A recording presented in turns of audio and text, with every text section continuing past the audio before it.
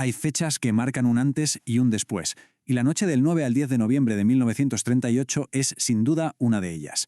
Una ola de violencia brutal arrasó a Alemania y Austria. La conocemos como la Kristallnacht o la Noche de los Cristales Rotos. Pero, ¿qué pasó realmente? Vamos a ver qué ocurrió en esas 48 horas que lo cambiaron todo. Pero, a ver, antes de nada, tenemos que hacernos una pregunta fundamental. ¿Le hace justicia ese nombre a lo que pasó? Porque como vamos a descubrir, el propio nombre que se le dio esconde una verdad mucho más terrible. Es en sí mismo una forma de minimizar el horror, de reducirlo a simple vandalismo. Solo hay que ver esta imagen para empezar a entenderlo. Esto no va de cristales rotos. Esto es la destrucción del corazón de toda una comunidad. Un presagio de lo que estaba a punto de llegar. Para analizarlo bien, vamos a dividirlo en 6 partes. Primero, hablaremos del nombre. Luego veremos el pretexto que se usó para el ataque, cómo se orquestó la violencia, las consecuencias para las víctimas, cómo reaccionó el mundo y, finalmente, por qué este fue un punto de no retorno. Empezamos por aquí, por las palabras. Y es que Kristallnacht en realidad fue un eufemismo nazi, pura propaganda. Se centra en el daño material, en los escaparates rotos que llenaban las calles, pero oculta deliberadamente la violencia contra las personas y la verdadera intención del ataque. Porque esto no fue un disturbio espontáneo. No. Lo que ocurrió tiene un nombre muy concreto. Fue un pogromo. O sea, un ataque masivo, coordinado y alentado desde las más altas esferas del poder contra sus propios ciudadanos de origen judío. Nada fue espontáneo, todo fue deliberado. Y aquí está la clave de todo. No se rompieron solo cristales, se rompió la esperanza. Fue la fractura total de la vida judía en Alemania y Austria. El momento en el que se hizo evidente que ya no había marcha atrás. Claro, para algo así se necesita una excusa, ¿verdad? Pues el régimen nazi encontró la chispa perfecta para encender un fuego que en realidad ya tenían planeado desde hacía tiempo. Todo se acelera el 7 de noviembre. Un joven judío, Herzl Greenspan, desesperado porque habían deportado a sus padres, le dispara a un diplomático alemán en París. De forma inmediata, el ministro de propaganda, Joseph Goebbels, lanza una campaña de odio brutal en la prensa. Y cuando el diplomático muere 2 días después, los líderes nazis que justo estaban reunidos ya tenían la excusa que tanto habían buscado. Y así llegamos a la noche del 9 de noviembre. Se da la orden de actuar. Pero claro, la historia que se iba a contar al mundo, esa iba a ser una mentira muy bien construida.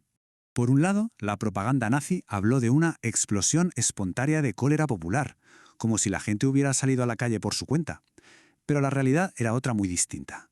Fue un pogromo perfectamente dirigido por Goebbels y ejecutado por las tropas de asalto de las SA, las SS y también por civiles.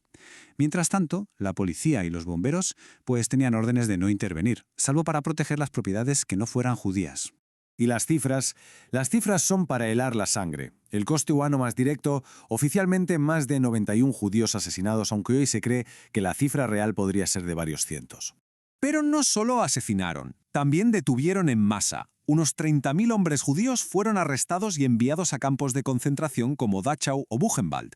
Muchos de ellos ya no salieron de allí con vida. El golpe económico fue brutal. Imagínense, alrededor de 7.500 negocios y tiendas de propiedad judía fueron saqueados y destrozados. La ruina para miles de familias. Y por si fuera poco, el ataque fue también al alma, al centro de la vida comunitaria.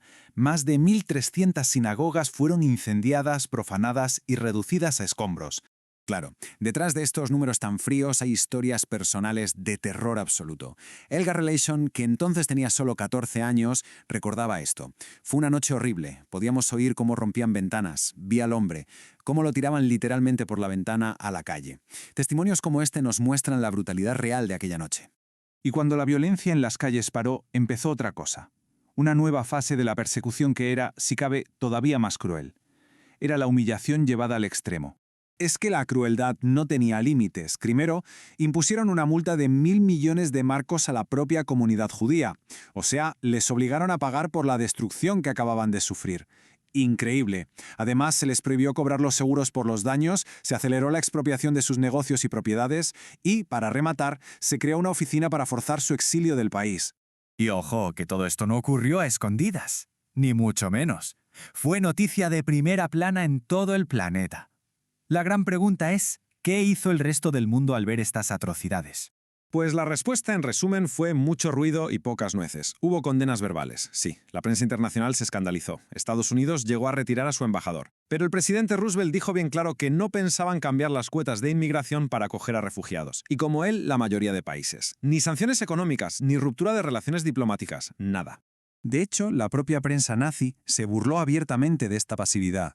Hay un comentario de un periódico alemán de la época sobre la conferencia de Evian que es terrible. Decía algo así como: «Vemos que a todo el mundo le gusta compadecerse de los judíos, pero ningún país está dispuesto a acogerlos». Para los nazis, este silencio del mundo fue básicamente una luz verde para seguir adelante. Por todo esto, hay que entender que la noche de los cristales rotos no fue un hecho aislado, fue un punto de inflexión, el momento en que todo se aceleró de forma visible hacia un horror todavía mayor. Marcó el paso de la persecución a través de leyes y decretos, que ya era terrible, a la violencia física, abierta, sistemática y a escala nacional. Hasta entonces las medidas buscaban excluir. A partir de entonces el objetivo fue destruir. Así que volvemos a la pregunta del principio. No, claro que no se trató de cristales rotos. Fue el quiebre de miles de vidas, la demolición de una cultura entera y la señal inequívoca de que se había cruzado una línea.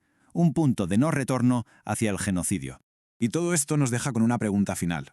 Una pregunta que, la verdad, sigue muy vigente hoy en día. El mundo vio perfectamente las intenciones del régimen nazi en aquella noche. El mundo respondió con palabras de indignación, pero no con hechos. Y esto nos obliga a reflexionar sobre una lección terrible. ¿Qué sucede cuando la indignación mundial no se traduce en una acción real y contundente?